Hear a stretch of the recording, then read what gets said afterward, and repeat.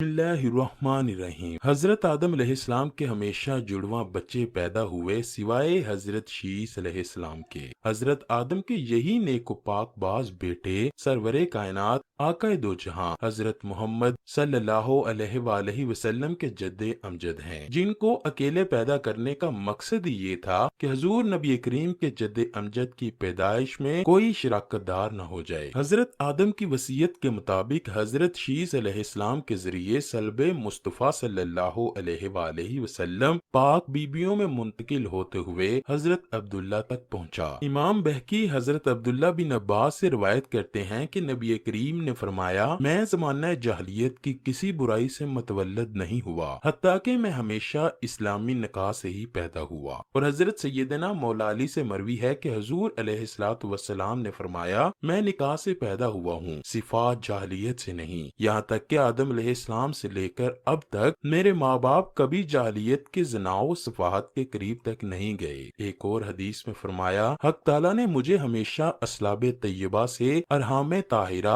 मुसफ़्फ़ा मुहज़्ज़बा में मुंतकिल फरमाया। उनमें जब भी दो कबीले बनते तो मुझे बेहतरीन कबीला में रखा जाता। हजूर नबी करीम अक्सर फरमाया करते, मैं हमेशा असलाबे अंबिया में मुंतकिल होता रहा, यहाँ तक कि अपनी वालिदा से पैदा हुआ। हजूर पाक सल्लल्लाहु अलैहि वसल्लम के अबाओ अजदाद की बात की जाए तो अल्लामा सियूती ने 9 किताबें इसी मौजू पर लिखी हैं कि रसूल खुदा के अबाओ अजदाद सब के सब बा ईमान और दीन हनीफ पर थे। इन सब में इन्होंने साबित किया कि आपके अबाओ अजदाद मुशरिक ना थे, कभी कुफर इख्तियार नहीं किया, बल्कि बराबर दीन इब्राहिमी के पैरोकार रहे। हजूर पाक की हदीस मुबारक है कि अल्लाह पाक ने हजरत इस्माइल की औलाद में से कनाना को बरगजीदा बनाया और कनाना से कुरैश को, कुरैश से बनी हाशिम और बनी हाशिम में मुझको बरगजीदा फरमाया। रिवायत है कि नबी करीम के वालिद हजरत अब्दुल्ला बेहद हसीन और जमील थे। उनके हुस्न का चर्चा पूरे अरब में मशहूर था। चर्चा होता भी क्यों ना, आखिर वद्दुहा के चेहरे वाले हजरत मोहम्मद मुस्तफ़ा के बाप जो बनने वाले थे। कुरैश की औरतें जब हजरत अब्दुल्ला के हुस्न और जमाल की तालिब बनकर सरेराह निकला करती ताकि उनको अपनी जानिब मुतवज्जो कर सकें। अहले किताब बाज निशानियों से और अलामात से ये जान चुके थे कि नबी आखिरुज़्ज़मां हजरत मोहम्मद का वजूद गिरामी हजरत अब्दुल्ला के सलब में वदीयत है, इसीलिए वो हजरत अब्दुल्ला की जान के दुश्मन हो गए। असल में वो चाहते थे कि जैसे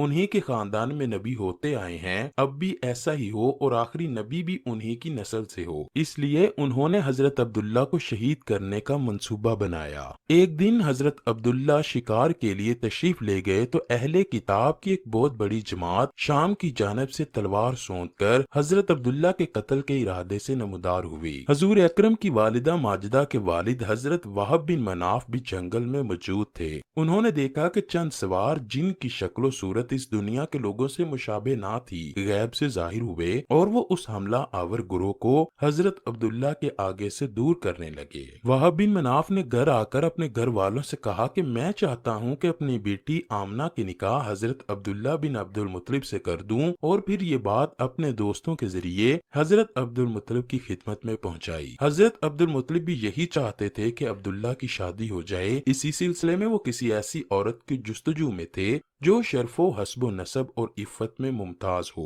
आमिना बिनते वहाब में ये सिफात मौजूद थी। हजरत अब्दुल मुत्तलिब ने इस रिश्ते को पसंद किया और हजरत अब्दुल्ला का उनके साथ रिश्ता तय पा गया। इस रिश्ते के बाद और निकाह से पहले हजरत अब्दुल्ला को बहुत से अजीब वाकयात का सामना करना पड़ा, जिनमें बहुत सी गैर औरतों ने आपसे नाजायज ताल्लुकात, जबकि कुछ ने तो निकाह करने की भी सरतोड़ नाकाम कोशिशें की। एक दफा खाना काबा के पास खड़ी एक औरत के पास से हजरत अब्दुल्ला गुजरे तो वो उनका हुस्न देखकर आप पर फिदा हो गई। बनी असद की ये औरत आपको ढूंढते ढूंढते आपके घर पहुंची और आपसे कहने लगी, मैं आपको 100 ऊंट तोहफे में दूंगी अगर आप मुझसे निकाह कर लें। हजरत अब्दुल्ला ने उसको साफ इनकार किया। मक्का की एक खूबसूरत औरत जो काहना होने के साथ साथ तौरात और अंजील की आलमा भी थी, जब हजरत अब्दुल मुत्तलिब हजरत अब्दुल्ला को लेकर बगर्ज़े निकाह कबीला बनु ज़हरा रवाना हुए तो रास्ते में इस औरत यानी फातिहा शमिया से मुलाकात हुई।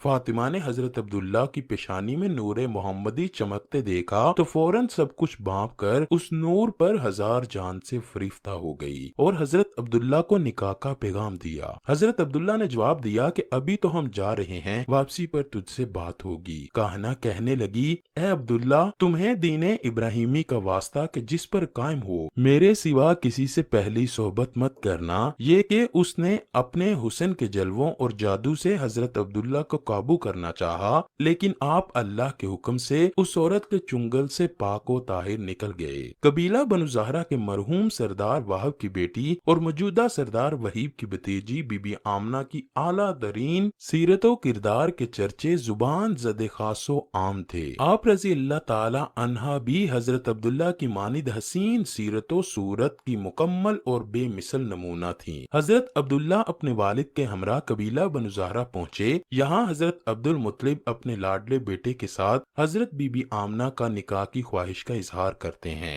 वहीब को कुरैश मक्का के आला तरीन घराने के इतने बेहतरीन रिश्ते से भला क्यों कर इनकार हो सकता था।